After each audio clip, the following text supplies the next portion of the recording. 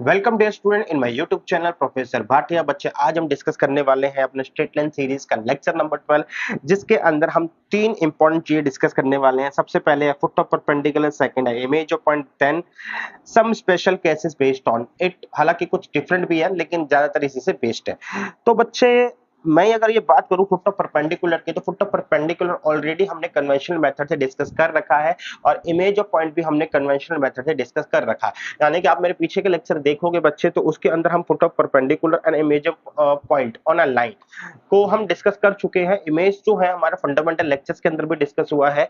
तो अब यहाँ पे हमें ऐसी क्या नौबत आई डिस्कस करने की, तो हमारे पास बच्चे अब पैरामीट्रिक फॉर्म ऑफ लाइन का कॉन्सेप्ट है। यानी कि मुझे लाइन की पैरामीट्रिक फॉर्म पता है, जो कि इससे पहले वाले लेक्चर में जब हमने डिस्कस करा था इसको, तब हमें ये नहीं पता था। तो अब पैरामीट्रिक फॉर्म ऑफ लाइन जो है वो कॉन्सेप्ट हम जानते हैं, उसका यूज करके हम foot of perpendicular, image of point को हम डिस्कस करेंगे एंड कुछ फॉर्मूला है उसको ड्राइव करने की कोशिश करेंगे। बट बच्चे उससे पहले थोड़ा सा अपने YouTube चैनल के बारे में बता दूं। बच्चे मेरे YouTube चैनल पे आपको मैथ्स का कंटेंट देखने को मिलता है 11th 12th and IIT JEE का।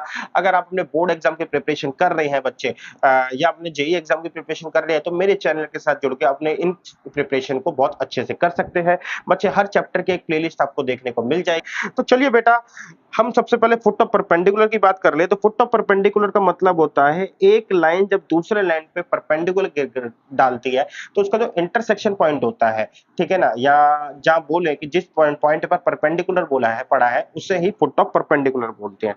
तो यही बच्चे मेरे पास फुट ऑफ परपेंडिकुलर है। अब बच्चे उसकी इक्वेशन जो है ना आपकी फुट ऑफ परपेंडिकुलर की, ये रही। अब फुट ऑफ परपेंडिकुलर इक्वेशन ये कैसे आई, इसको जानने से पहले इसके कैसे हम करेंगे, इसके वर्किंग कॉन्सेप्ट को समझ लेते हैं। तो बच्चे हम जो है अभी अभी कह सकते हो, हम अपनी पैरामीट्रिक फॉर्म को पढ़कर आए हैं। मैं उसी को थोड़ा सा डिस्क्राइब कर रहा हूं अपनी पैरामीट्रिक फॉर्म को। तो लेट्स से बच्चे मेरे पास ये ग्राफ है एंड ग्राफ के बाद बच्चे ये मेरे पास लाइन है। तो ये मेरे पास हो जाएगा x x डैश, ये मेरा है y एंड y डैश।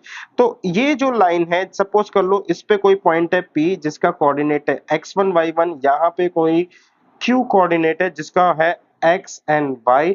और तो बच्चे इसकी इक्वेशन जो हो जाएगी, उससे पहले मैं बता दूं कि सपोज कर लो इस पॉइंट से यहां तक इस लाइन की जो लेंथ है बेटा, ये क्यू तक ही लेना था मेरे को, तो मैं नीचे कर देता हूं। इसकी जो लेंथ है बच्चे हमारी, ये मेरी जो लेंथ है ये आर है। तो आर लेंथ होने की वजह से अब बच्चे मैं ये कह सकता हूं कि इसकी इक्वेशन क्या थी, x minus x one upon में बच्चे cos theta, y minus Y one upon में बेटा sine theta. This is equation of line. क्योंकि लाइन की जो वैल्यू है वो मैंने आर दी है, लाइन को आर से डिनोट करिए, तो ये इक्वल टू किसके हो जाता है, आर के। अब बच्चे मैंने यहाँ पे एक चीज और डिस्कस करी थी कि अगर ऐसी सिचुएशन है, तो मैं यहाँ पे ना, सपोज कर लो मैं यहाँ पे खड़ा हूं इस P पॉइंट पे एंड P पॉइंट से बोल रहा हूं कि R कदम दूर कोई पॉइंट है, यानी कि इसी लाइन पर R डिस्टेंस पर कोई पॉइंट है, तो उस पॉइंट को निकालो। तो हमने ये डिस्कस करा था कि x is equal to x1 plus में r cos theta and y is equal to y1 plus में r sin थीटा। इस फॉर्मूले के थ्रू हम जो है बेटा इस चीज को निकाल सकते हैं बड़े आराम से अपने, कि हमारे पास एक पॉइंट दे रखा है लाइन पर, उसी लाइन पर r स्टेप दूर या r डिस्टेंस में मेरे को दूसरा पॉइंट निकालना है, तो हम इस कॉन्सेप्ट को यूज कर सकते हैं। अब ये sin थीटा cos थीटा क्या है बच्चे, तो यहाँ पे जो एंगल बनता है, जो ये थीटा बनता है, बेसिकली ये जो एंगल बन रहा है with respect to x axis, और यही एंगल बच्चे हमें स्लोप का भी बात करता है, यानी कि इसी से मेरे को स्लोप पता चलता है। ठीक है, तो इसी थीटा की वैल्यू जो है हमारे को यहाँ पे दे रखी है, थीटा की वैल्यू cos थीटा एंड जो ये sin थीटा है, ये इसी थीटा की वैल्यू के थ्रू निकलते हैं। यानी कि cos थीटा sin थीटा निकालना है तो थीटा की वैल्यू मेंशन होनी चाहिए, जो कि theta ultimately angle of inclination with respect to x axis है, यानी कि वही एंगल है जिसके थ्रू हम स्लोप निकालते हैं। बस स्लोप निकालने के लिए हम tan थीटा यूज करते हैं, यहाँ पे जो वैल्यू है cos theta and sin theta चाहिए होती है। तो इतना सा कॉन्सेप्ट है हमारे पास बच्चे, जो हमने पढ़कर आए थे पैरामीट्रिक फॉर्म के अंदर। द मोस्ट इंपॉर्टेंट थिंग इसके अंदर ये पता चले कि अगर मुझे किसी भी लाइन पर r स्टेप दूर या r डिस्टेंस पर कोई दूसरा पॉइंट है, तो हम ये चीज बड़ी आराम से निकाल सकते हैं। इसी कॉन्सेप्ट पे आगे बढ़ते हैं। तो बेटा हमारे पास यहां पर भी ये पॉइंट गिवन है। लेट्स से बच्चे मैं ये कह रहा हूं मेरा ये पॉइंट गिवन है P x1 y1। इसी लाइन पर बच्चे मेरे पास r कदम दूर एक पॉइंट पड़ता है जिसको हम बोलते हैं Q, एंड Q ही मेरा क्या है, फुट ऑफ परपेंडिकुलर, जिसके डिटरमिनेंट्स कर देते हैं x एंड y। और इस लाइन की इक्वेशन है बच्चे ax plus by plus c is equal to 0। तो what we get, we have a x1 y1 point on the line. मुझे r डिस्टेंस पर एक मेरा पॉइंट है जो कि है q, ठीक है ना, उसकी वैल्यू निकालनी है। तो हमारे पास बच्चे इक्वेशन जो अभी हम पढ़कर आए हैं उस हिसाब से x माइनस x1 अपॉन में बच्चे cos theta is equal to y minus y1 upon में बच्चे sin theta is equal to r। तो अभी जो हम इक्वेशन पढ़ के आए हैं उस हिसाब से हमारे पास ये जो इक्वेशन है ये फुट ऑफ परपेंडिकुलर की इक्वेशन है। ये इक्वेशन मेरी फुट ऑफ परपेंडिकुलर की है बच्चे। अब फुट ऑफ परपेंडिकुलर की इक्वेशन आ गई है, अब बात करते हैं कि ये cos थीटा और sin थीटा कैसे निकाला जाए। मैंने कहा था कि बच्चे जो थीटा है हमारा रिप्रेजेंट करता है यहाँ पे वो एंगल को जो लाइन x एक्सिस के साथ बनाती है, यानी कि एक तरीके से स्लोप वाला एंगल। तो मेरे पास इस लाइन का स्लोप है, इस लाइन का स्लोप हो जाएगा माइनस a अपॉन b, क्योंकि ये लाइन और ये लाइन जो है आपस में दूसरे परपेंडिकुलर रिलेशन बनाती है। तो इस लाइन का जो स्लोप हो जाएगा, स्लोप ऑफ जो परपेंडिकुलर यानी कि पी क्यू की बात करूं तो ये हो जाएगा बी अपॉन में ए। तो मुझे अब बच्चे मुझे पी क्यू का क्या पता है, मुझे पी क्यू लाइन का स्लोप पता है जो कि होता है tan theta is equal to B by A. तो tan theta B by A है। आगे चलते हैं बच्चे, अगर tan theta B by A है तो tan थीटा होता है बेस अपॉन में हाइपोटेन्यूज। तो मैं ट्रायंगल बनाता हूं, ट्रायंगल बनाया बच्चे, तो मेरे को ए बी सी ये 3 पॉइंट अलॉट करे। बेस मेरा बेटा ये छोटा वाला है, हाइपोटेन्यूज बच्चे मेरे पास नहीं सॉरी परपेंडिकुलर अपॉन बेस है, एक सेकंड बेटा गलत हो गया, परपेंडिकुलर अपॉन में बेस। तो परपेंडिक थीटा मैंने बेटा ये वाला लिया है, तो परपेंडिकुलर जो है मेरे पास बी है, बेस मेरे पास क्या हो जाएगा, वो हो जाएगा ए। तो इस हिसाब से मेरे पास जो हाइपोटेन्यूज आएगा ए स्क्वायर प्लस बी स्क्वायर हो जाएगा। तो बच्चे अगर मैं इस यहां से बोलूं तो साइन थीटा की वैल्यू क्या हो जाएगी, साइन थीटा हो जाएगा बी अपॉन में under root A square plus B square. Cos theta क्या हो जाएगा ए अपॉन में under root A square plus B square. तो अब आगे बढ़ते हैं। मैंने बच्चे यहाँ पे cos थीटा की वैल्यू निकाल ली, sin थीटा की वैल्यू निकाल ली, उसको मैं प्लांट भी कर देता हूँ x माइनस x1 अपॉन में मेरे पास cos की वैल्यू आई है a अपॉन में under root A square plus B square is equal to y minus y1 upon में बच्चे मेरे पास आई b अपॉन में under root A square plus B square is equal to बच्चे अब ये r। तो मैं इतना अपनी फुट ऑफ परपेंडिकुलर की इक्वेशन है यहां तक सॉल्व करा। नाउ द पॉइंट इज कि ये r क्या है। r इज बेसिकली अगर मैं कहूं distance between a point and line से, लाइन 1 को मैंने नाम दे दिया इस लाइन को L1। तो r is a distance of a point P and line L1। तो r इज क्या है बच्चे मेरे पास, r is a distance between point P and line L1। तो बेटा हमारे पास distance between point and line का फॉर्मूला होता है ये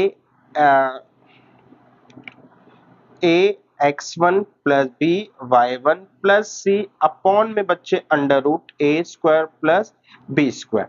बच्चे यहाँ पे हालांकि ये मॉड्यूलस होता है डिस्टेंस जो होती है, बट क्योंकि r हमारे सॉरी पैरामेट्रिक फॉर्म के अंदर ये कंफर्म है कि अगर मैं ऊपर की ओर जा रहा हूं, ठीक है, अपने पॉइंट से ऊपर की ओर आगे बढ़ रहा हूं तो r पॉजिटिव होता है, अपने पॉइंट से नीचे की ओर अगर मैं जा रहा हूं तो r नेगेटिव होता है, यानी कि r जो है डायरेक्शनली पॉजिटिव और नेगेटिव हो सकता है। तो यहाँ पे बच्चे मैं अपने पॉइंट से नीचे की ओर आ रहा हूं तो डायरेक्शनली ये मेरा जो r है वो नेगेटिव होगा, ये मेरे पास r जो है नेगेटिव होगा, और जो r की वैल्यू निकाली है अब वो यहाँ पे प्लांट होने के बाद ये क्या हो जाएगी, नेगेटिव हो जाएगी।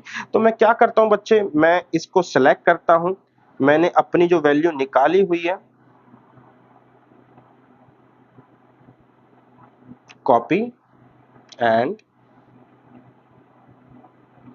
पेस्ट। तो मैं इसको बच्चे यहां लेकर आ गया एंड इसको जो काम कर रखा है मैं इसको थोड़ा सा इसको भी नीचे ले आऊं, कॉपी पेस्ट। तो इसको बेटा मैं थोड़ा सा नीचे लेके आ गया एंड जो ये कर रखा था इसको मैं हटा देता हूं। तो आर की वैल्यू मैंने निकाल दी, आर नेगेटिव क्यों आएगा इसको भी मैंने डिस्कस कर दिया। तो जब मैं ये वैल्यू यहां रखूंगा बच्चे, A square plus B square is equal to Y minus Y one upon में B under root A square plus B square is equal to minus R. तो आर की वैल्यू मैंने यहाँ पे रखी, ये माइनस का है, A X one plus B Y one plus C under the root A square plus B square. तो बच्चे अब मैं अगर इस पूरी सिचुएशन को ए स्क्वायर वन अपॉन ए स्क्वायर प्लस बी स्क्वायर से डिवाइड कर दूं तो बेटा मेरे को जो रिजल्ट मिलेगा वो होगा x minus x one upon A is equal to Y minus Y one upon B is equal to minus A X one plus B Y one plus C upon में बेटा A square plus B square. And यही बच्चे equation जो है यहाँ पर लिखी हुई है। तो आई होप बच्चे आपको ये बात समझ में आ गई होगी। अब बच्चे मेरे से कोई पूछे, लेट्स से बच्चे मैं इसको कैलकुलेट करूंगा, इसकी वैल्यू जो है ना आफ्टर कैलकुलेशन मेरे पास के आती है।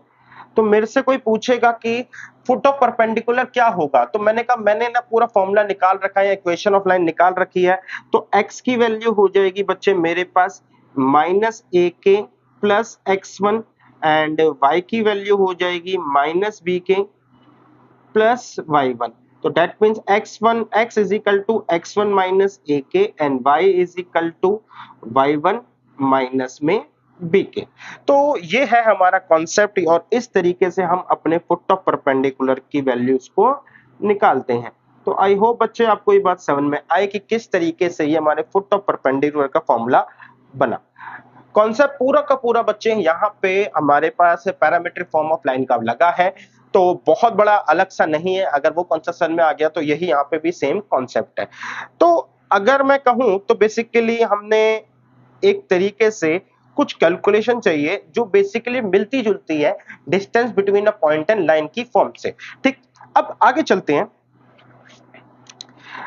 Image of a point on line कैसे निकालेंगे, तो बेटा यहां पर भी कॉन्सेप्ट बिल्कुल सेम है। जैसे मैंने कहा ये लाइन वन है, ये मेरे पास पॉइंट P है जिसकी वैल्यू x1 y1 है। अभी तक मैंने ना Q की वैल्यू निकाली थी अपने जो भी कॉन्सेप्ट को यूज करके। तो हमने कहा था कि x minus x one upon में cos theta, y minus Y one upon में sine theta is equal to R. ये मेरी लाइन की इक्वेशन थी। ये पॉइंट जो है बच्चे इससे Q R डिस्टेंस पर था, ठीक, जिसको मैंने एडजस्ट करा फॉर्मूले में। तो मेरे पास आया x minus x one upon में बेटा a is equal to Y minus Y one upon में b, और ये आया minus a x one plus B Y one plus C one upon में बेटा under the root a square plus b square. तो अभी तक इतना सा हमने कॉन्सेप्ट पढ़ा, ठीक है। अब आगे चलते हैं बेटा। तो हम बात करें कि अब मेरे को है ना इमेज निकालनी है इस P पॉइंट की। इस P पॉइंट की इमेज को मैं P डैश नाम देता हूं। तो अब अच्छी बात क्या है बेटा, इमेज जो है, जो बेसिकली लाइन है, ये मेन पॉइंट और इमेज के बीच में होती है। यानी कि मिरर जो होता है वो मेन पॉइंट जिसकी हम इमेज देख रहे हैं उन दोनों के बीच का होता है। और एक तरीके से दूसरी बात ये भी बोलूं कि हमारी जो इमेज है ना वो उतनी ही दूर बनेगी मिरर में जितना दूर हम अभी मिरर से खड़े हैं, ठीक। तो इसका मतलब ये है बच्चे कि अगर ये डिस्टेंस r है तो ये डिस्टेंस भी क्या हो जाएगी, r हो जाएगी। तो अगर मेरे को फॉर्मूला या इक्वेशन ऑफ लाइन लिखनी हो तो ये हो जाएगी x minus x one cos theta is equal to Y minus Y one upon में sine theta is equal to बच्चे यहाँ पे आ जाएगा हमारा 2r। सेम कॉन्सेप्ट है जब हमारी लेंथ r थी, ठीक है ना। इस केस में मेरी जो लेंथ है वो 2r है, ठीक। क्योंकि ये दोनों इक्वल हैं तो मैंने इंडिविजुअल लेंथ की जगह मैंने कंबाइंड लेंथ लिख दी। अब हमने इस लेंथ पर ये फॉर्मूला ड्राइव करा था, तो इस लेंथ पर हमारा फॉर्मूला क्या हो जाएगा, x माइनस x1 अपॉन में cos theta is equal to y minus y1 upon में बच्चे sin theta is equal to, अच्छा ये पॉइंट नीचे की ओर है तो इसलिए नेगेटिव आएगा 2, और ये जो सिचुएशन आएगी बच्चे, ओहो, जो हमने फॉर्मूला ड्राइव करा था वो ये था, ये नीचे की तरफ जा रहा है बच्चे। तो x minus x1 upon a, y minus y1 upon b, minus में 2 a x1 plus b y1 plus c1 upon में बच्चे मेरे पास आया under the root a square plus b square. Now this is the situation या this is the formula जो आपको यहां पर भी देखने को मिल रहा है बेटा।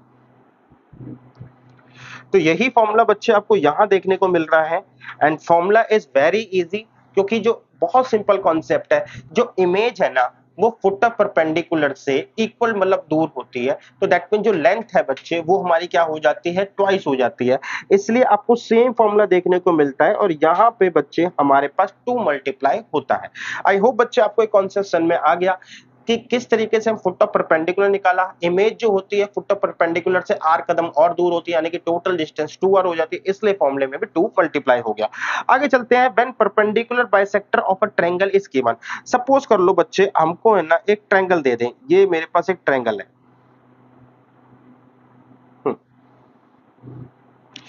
अब इस ट्रायंगल में मुझे ये बोला जाए कि ये जो पॉइंट है ये परपेंडिकुलर बाइसेक्टर है या ये भी परपेंडिकुलर बाइसेक्टर है।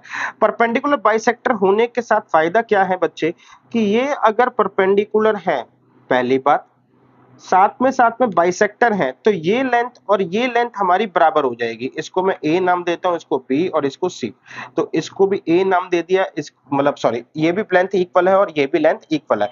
तो बच्चे पॉइंट ये निकला कि यहाँ पे अगर आप इस लाइन को देखो, ये बीच में परपेंडिकुलर है, जैसे ये मैं बोल सकता हूं बाइसेक्टर 1 और ये मैं बोल रहा हूं बाइसेक्टर 2। तो बाइसेक्टर 1 जो है एक तरीके से मिरर की तरह काम कर रहा है, जो ए पॉइंट है, ठीक है ना, और जो बी पॉइंट है, ठीक, वो इससे परपेंडिकुलरली निकल रहा है, यानी कि जो ए बी लाइन है परपेंडिकुलर कट रही है, और जो पॉइंट बी है वो उतना ही दूर है जितना पॉइंट ए हमारा बाइसेक्टर 1 से दूर है। तो दैट मींस कि इस कंडीशन में जो B1 है is work as mirror for point A. तो मैं ये कह सकता हूं hence B is image of A। तो B क्या है, A की इमेज है। सिमिलरली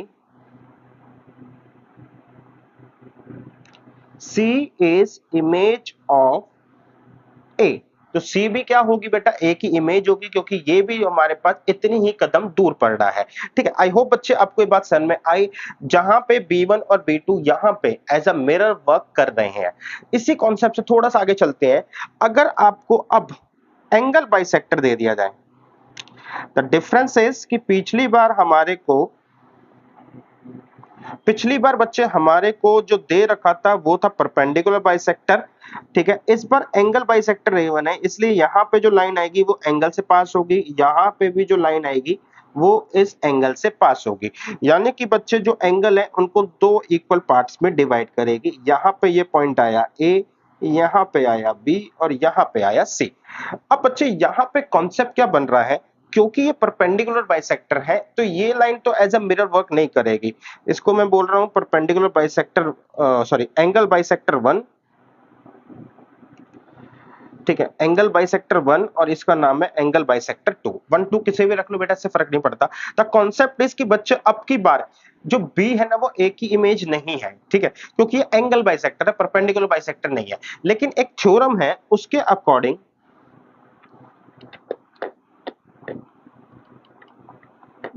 एक थ्योरम है बेटा उसके अकॉर्डिंग, अगर ये एंगल बाइसेक्टर भी है, एंगल को बाइसेक्ट कर रहा है, तो एक ना एक लाइन यहां पे एक ऐसी जरूर एग्जिस्ट करेगी, यानी कि एक लाइन ऐसी जरूर होगी यहां पे जो एंगल बाइसेक्टर पे या जिसके लिए एंगल बाइसेक्टर हमारे लिए परपेंडिकुलर बाइसेक्टर का काम करेगा। यानी कि बच्चे ए से बी तक बीसी तक ज्वाइन करने वाली एक लाइन यहां पर ऐसी जरूर होगी जिसके लिए बेटा हमारे पास जो एंगल बाइसेक्टर है वो परपेंडिकुलर बाइसेक्टर का काम करेगा। तो इसका मतलब ये है कि बच्चे अब हमारे पास यहां से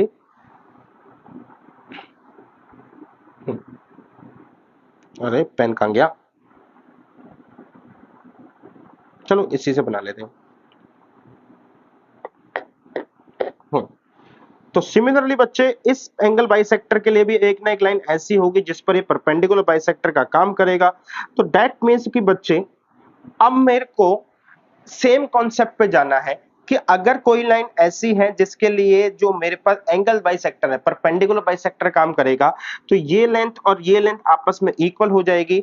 एंड बच्चे यहां पे ये जो एंगल बाइसेक्टर है ए पॉइंट से यहां से हम इमेज निकाल सकते हैं जो कि होगी ए डैश, ठीक है, या बी डैश कर लो भले बेटा हम, क्योंकि इस लाइन पर है बी डैश और यहां पर ये इमेज होगी सी डैश। तो थ्योरम ये कहती है कि एंगल बाइसेक्टर पे ही एंगल बाइसेक्टर ही बच्चे हमारे लिए परपेंडिकुलर बाइसेक्टर का काम भी करेगा।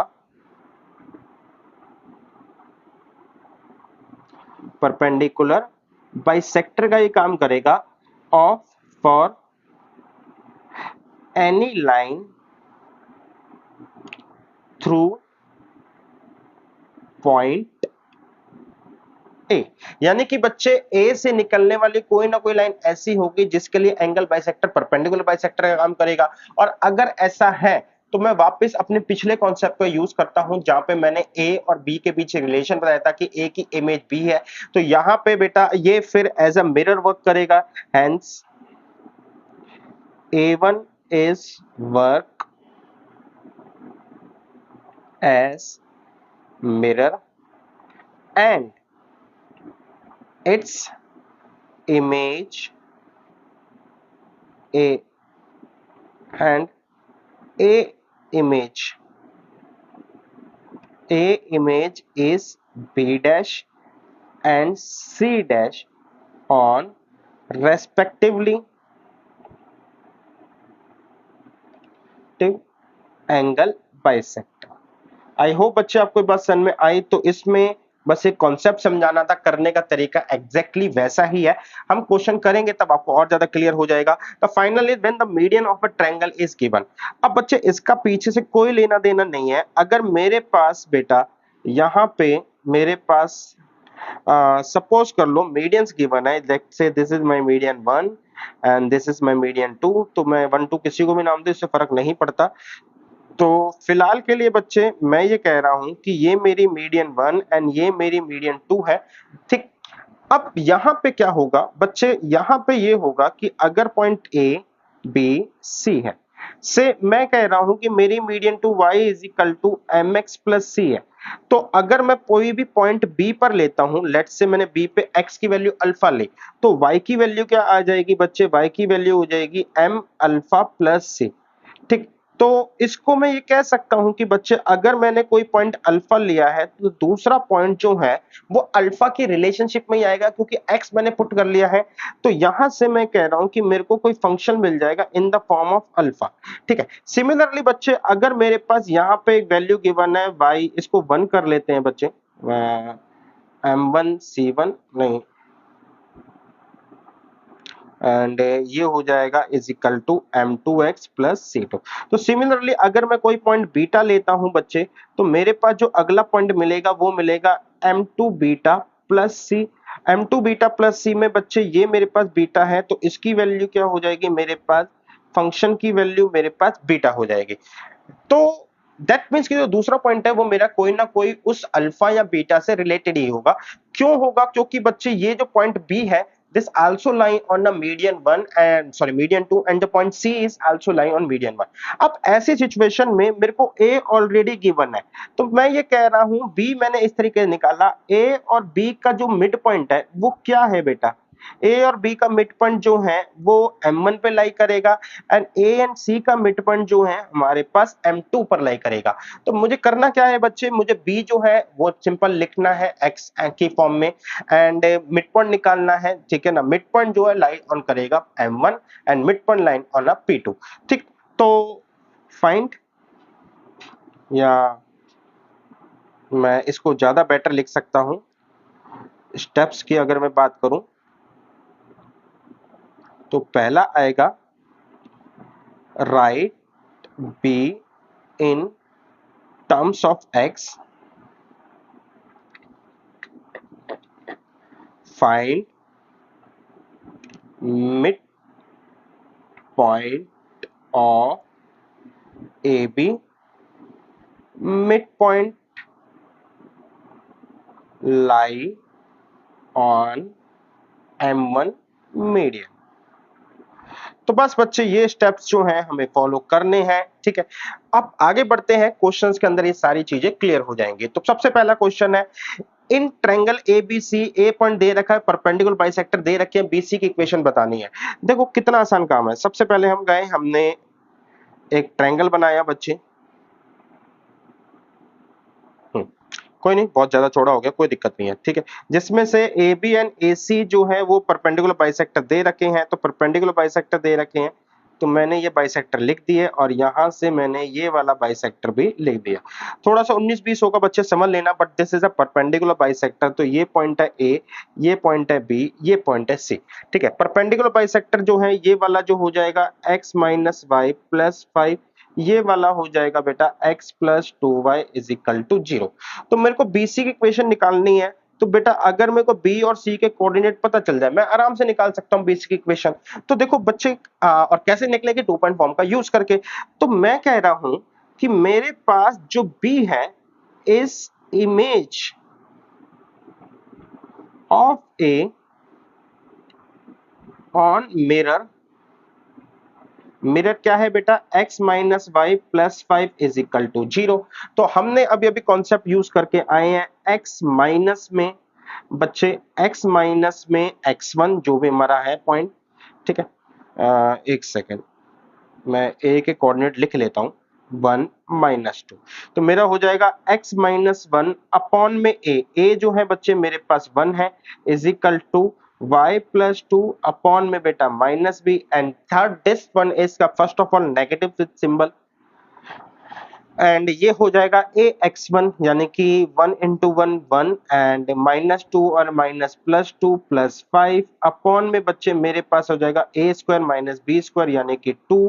तो 5 6 7 8 यानी कि 4 आया। तो x minus 1 is equal to बच्चे मेरे पास आया -4, y plus 2 is equal to मेरे पास आया ये हो गया बच्चे मेरे पास क्या कहते हैं 4, माइनस का है, माइनस माइनस उधर करेंगे, प्लस का 4। तो x की वैल्यू हो गई बच्चे मेरे पास -3, एंड y की वैल्यू हो गई बच्चे मेरे पास आ गई 2, 4 माइनस 2 2, ठीक है। तो x क्या हो गया बच्चे मेरे पास, ये हो गया -3, y हो गया 2। ये हो जाएगा बेटा, सिमिलरली मैं इस पॉइंट को निकालूंगा c को, ठीक है ना। यहाँ पे मैंने जो लाइन ली था, मिरर लिया था, ये हो, अब की बार मिरर मेरा ये होगा। तो इस मिरर को यूज करके मैं सी पॉइंट भी निकालूंगा जैसे मैंने अभी निकाला है। फॉर्मूला क्या होगा बच्चे, फॉर्मूला मेरा ये वाला हो जाएगा जो मैंने ऑलरेडी यहाँ पे आपको एक्सप्लेन कर रखा है, एंड मैं इसको ग्रीन पेन से भी कवर कर देता हूँ। तो ये मेरे पास फॉर्मूला हो जाएगा, इस फॉर्मूले का यूज करके मैं सी पॉइंट निकालूंगा बच्चे जैसे मैंने बी निकाला है। एक बार बीसी आ जाएगा मेरे को, आपको इक्वेशन ऑफ बीसी भी मिल जाएगी। आगे चलते हैं बेटा, in the triangle ABC, A दे रखा है, इक्वेशन ऑफ टू मीडियन दे रखा है, right the vertices B and C. B और सी क्या होगा, तो करने का तरीका बच्चे लगभग वैसा ही।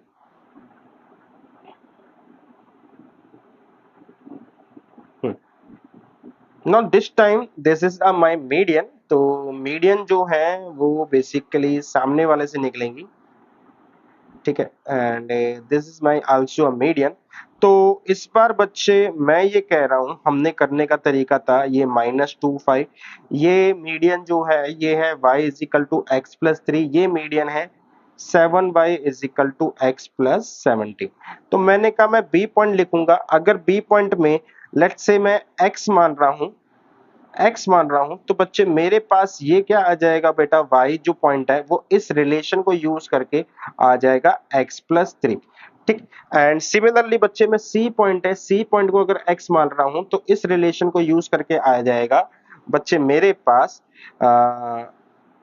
x प्लस 17 अपॉन में 7। तो मैं ये कह रहा हूं मैंने ए बी का मिड पॉइंट निकालता हूं और वो लाई करेगा इस लाइन पर, तो मैंने कहा mid point of A B.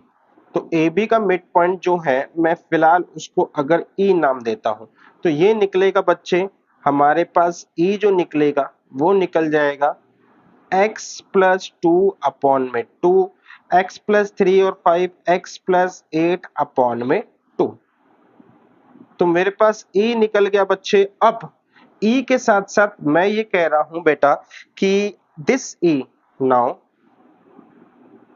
This e is lie on median, मैंने नाम तो नहीं दिया था तो कोई एक बात नहीं, मैं इस क्वेश्चन को लिख लेते हैं on 7y is equal to x plus 17।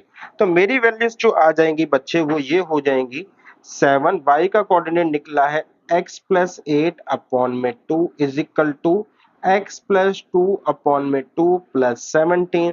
तो ये हो गया बच्चे मेरे पास 7x प्लस 56 अपॉन में टू, ये हो गया x। अच्छा ये माइनस का होगा मेरे ख्याल से,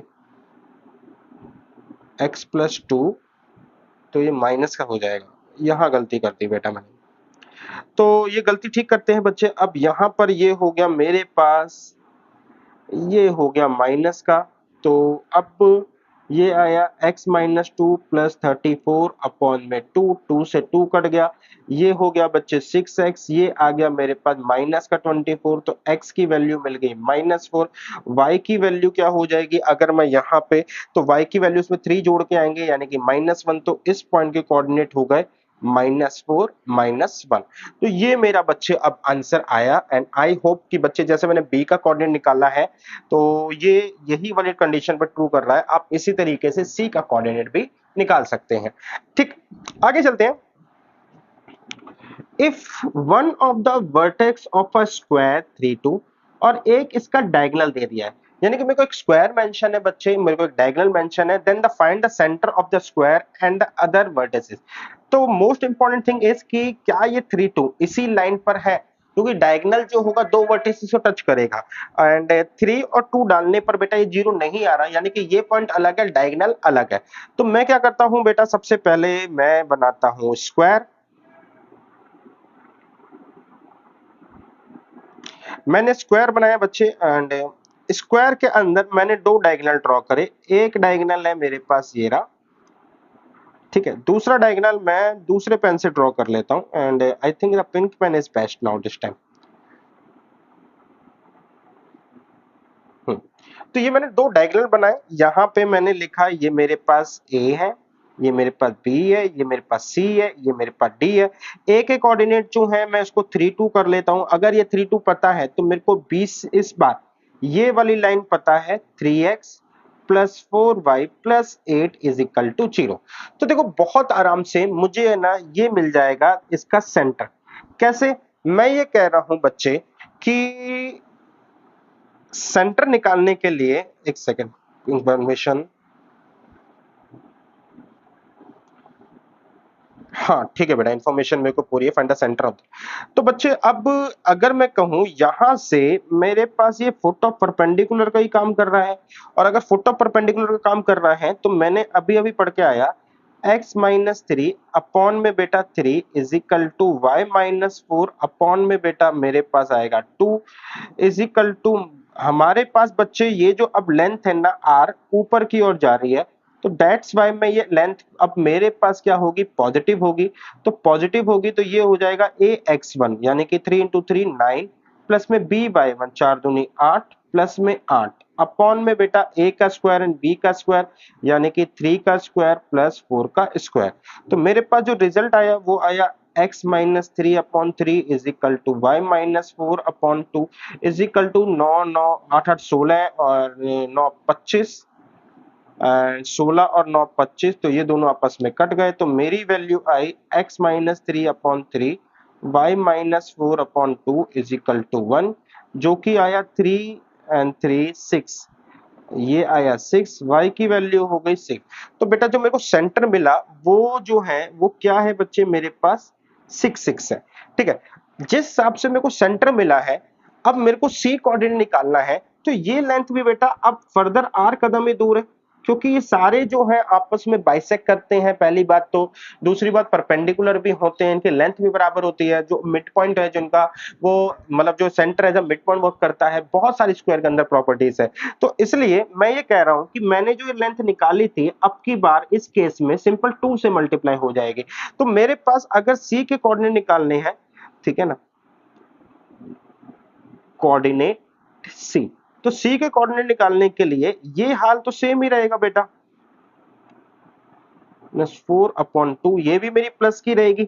ये जो कैलकुलेशन वाइज 1 आया था ना बच्चे, अब की बार मेरे पास क्या हो जाएगा, ये कैलकुलेशन वाइज, क्योंकि 2 से मल्टीप्लाई होगा तो 2 हो जाएगा। तो x की वैल्यू आ गई 3 2 6 और 9, y की वैल्यू आ गई 2 2 4 और 4 8। तो मेरे पास ए के कोऑर्डिनेट आ गए, सेंटर भी आ गया, सी भी आ गया। ए के कोऑर्डिनेट सेंटर सी आ गया। अब क्या करे जाए बच्चे, अब बच्चे मेरे को सेंटर तो मिल गया है, जिस हिसाब से मैंने सेंटर निकाला है। सी मिल गया है मेरे को 9 8। अब मेरे को बच्चे बी और डी के कोऑर्डिनेट्स निकालने हैं। अब मैं ये कह रहा हूं कि बी और डी के कोऑर्डिनेट्स निकालने के लिए बच्चे क्यों ना क्या कहते हैं, क्यों ना मैं इस कॉन्सेप्ट पे जाऊं कि बच्चे एसी की इक्वेशन निकाल ली जाए, ठीक। एंड सिमिलरली जब मेरे पास एसी की इक्वेशन हाथ में आ जाएगी, तो उस इक्वेशन का यूज करके मैं जो है बीडी के कोऑर्डिनेट्स को निकाल सकता हूं। तो ट्रीटमेंट मेरा लगभग यही हो जाएगा। तो मैं ये कहूंगा कि फाइंड डायगोनल इक्वेशन, कौन से वाले की, एसी की। जैसे एसी की इक्वेशन निकलेगी, तो अभी मेरे पास बीडी दिखा था, जैसे एसी की इक्वेशन निकलेगी तो मैं डी की इमेज जो हो जाएगी वो बी हो जाएगी। बट डी तो मेरे पास गिवन ही नहीं है, तो कोई नहीं बेटा, हम एक काम करते हैं, सेंटर को यूज कर लेंगे। तो मेरे पास बच्चे मैं ये बोलूंगा कि मैं ओ एंड बी के बीच रिलेशन यूज करके, कैसा रिलेशन होगा, अब की बार ओ जो है मेरे पास पॉइंट हो जाएगा बच्चे, एंड बी जो हो जाएगा बेटा मेरे पास फुट ऑफ परपेंडिकुलर हो जाएगा। और अगर आपको बी पे फुट ऑफ परपेंडिकुलर नहीं नजर आ रहा, तो आप इसको इंटरचेंज कर दीजिए। मैं ये कह रहा हूं बच्चे कि अब मैं ओबी को यूज करूंगा, ठीक है, जहां पे बच्चे मैं ये कह रहा हूं कि बी की को मैं कहूंगा कि ये एक्स वाई है, मैं निकालना चाहता हूं। ओ मेरा क्या है बेटा, ये है मेरा 6 6, ये मेरा फुट ऑफ परपेंडिकुलर है। इस बार बच्चे फुट ऑफ परपेंडिकुलर, ये मेरा 6 6 है ना, इस बार बच्चे मेरा जो फुट ऑफ परपेंडिकुलर है, ये मेरा ऊपर की ओर जा रहा है बच्चे। तो मेरे पास जो आर हो जाएगा वो क्या हो जाएगा बच्चे, मेरा पॉजिटिव हो जाएगा। या हाँ सॉरी, हाँ, तो बच्चे जो मेरा आर हो जाएगा वो पॉजिटिव हो जाएगा। हम इस तरीके से इसको अटेम्प्ट कर सकते हैं। क्या और भी तरीका हो सकता है बेटा कि बी और डी को निकालने का? कन्वेंशनल मेथड भी चलेगा बच्चे, क्योंकि हमें अब आंसर जल्दी लाना है, ठीक है, हमारे पास काफी ज्यादा इंफॉर्मेशन मिल गई है। अगर मैं ये कहूं कि बच्चे मेरे पास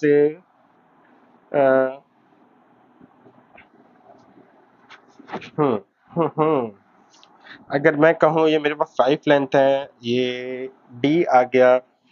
हम्म हम्म बच्चे आई थिंक यही वाला ठीक रहेगा बेटा।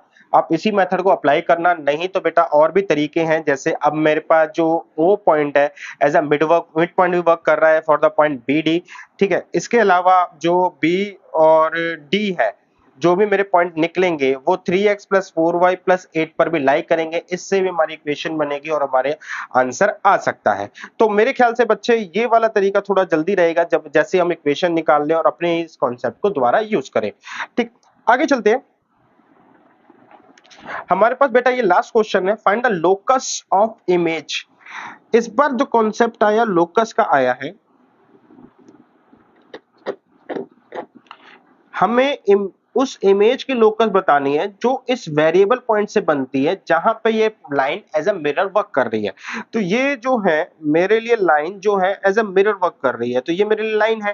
ठीक है, लाइन की इक्वेशन जो है वो मेरे पास हो गई x minus y plus 1 is equal to 0। ये मेरा पॉइंट है जो कि एक तरीके से वेरिएबल पॉइंट है। पॉइंट जो है बेटा ये है डेल्टा स्क्वायर प्लस में 2 delta, and this point is totally a variable point. अब वेरिएबल है तो बच्चे हर बार जो है इसकी जो इमेज होगी वो अलग अलग बनेगी। जैसा ये पॉइंट इधर होगा तो इमेज भी यहाँ आ जाएगी, अगर ये इधर होगा तो इमेज भी यहाँ आ जाएगी। तो जस्ट लाइक सिमिलरली जैसे ही इसकी रोटेशन होगी वैसे वैसे ही मेरा इमेज आएगा। तो अब मुझे लोकस बताना है, दैट मीन्स इमेज की इक्वेशन बतानी है। तो मेरा तरीका ये था कि मैं इमेज को एच के मानता हूं, and now I try to find the relation between H and K. ठीक है, रिलेशन कैसे होगा बच्चे, हमारे पास हमने अभी अभी जो सिचुएशन पढ़ी उसके अकॉर्डिंग हमारे पास जो वैल्यूज होंगी, ठीक है ना, वो ये हो जाएंगी h माइनस में लैम्डा स्क्वायर अपॉन में a यानी कि 1, k माइनस में 2 लैम्डा, एंड ये कॉमा था इतना, हाँ इसको थोड़ा ठीक कर देते हैं, k माइनस में 2 लैम्डा अपॉन में बेटा minus 1 is equal to a x1। ठीक है, तो a है बेटा मेरे पास 1 और x1 है मेरा लैम्डा स्क्वायर, माइनस में 2 लैम्डा प्लस 1 अपॉन में 1 का स्क्वायर प्लस में माइनस 1 का स्क्वायर। तो h माइनस में lambda square is equal to 2 lambda minus में k is equal to lambda square minus 2 lambda plus 1 upon में 2। तो मेरे पास आ गया बेटा h minus lambda square is equal to lambda square, and now this point is 1 का square a square plus b square. अच्छा यहाँ पे 2 भी होता है, एंड नीचे की ओर जा रहा है तो बेटा ये नेगेटिव भी होगा। तो यहाँ पे बेटा मेरे पास माइनस 2, 2 से 2 कट जाएगा, तो मेरे पास आ गया लैम्डा स्क्वायर माइनस में 2 लैम्डा प्लस 1, एंड यहाँ पर आ गया बेटा 2 लैम्डा माइनस के is equal to lambda square minus का माइनस 2 लैम्डा प्लस 1। तो अब मेरे पास बच्चे यहाँ पे ये माइनस का था, हाँ, मेरे पास क्या आ गया h माइनस में lambda square minus lambda square plus 2 lambda minus 1। तो रिजल्ट क्या आया बच्चे, ये दोनों आपस में कट गए, h plus 1 is equal to 2 lambda, मेरे पास ये रिजल्ट आया। यहाँ पे आया बेटा 2 लैम्डा माइनस के is equal to minus lambda square 2 lambda plus 1, जो कटेगा वो 2 लैम्डा कट जाएगा। तो मेरे पास आ गया बच्चे k plus 1 is equal to lambda square. तो मेरा भी जो h आया वो लैम्डा की फॉर्म में आया, k आया वो लैम्डा की फॉर्म में आया। Finally I want a relationship between h and k so that मैं h और k की रिलेशनशिप को बाद में x y से पुट कर सकूं। तो h और k की रिलेशनशिप के लिए मैं लैम्डा की वैल्यू निकाल लेता हूं यहां से। लैम्डा की वैल्यू यहां पे आएगी बेटा h प्लस 1 अपॉन 2, यहां पे लैम्डा की वैल्यू आ जाएगी बेटा, लेकिन ये तो लैम्डा स्क्वायर है तो कोई दिक्कत नहीं है, यहाँ पे हमारे पास आ जाएगा k प्लस 1, तो स्क्वायर है बेसिकली।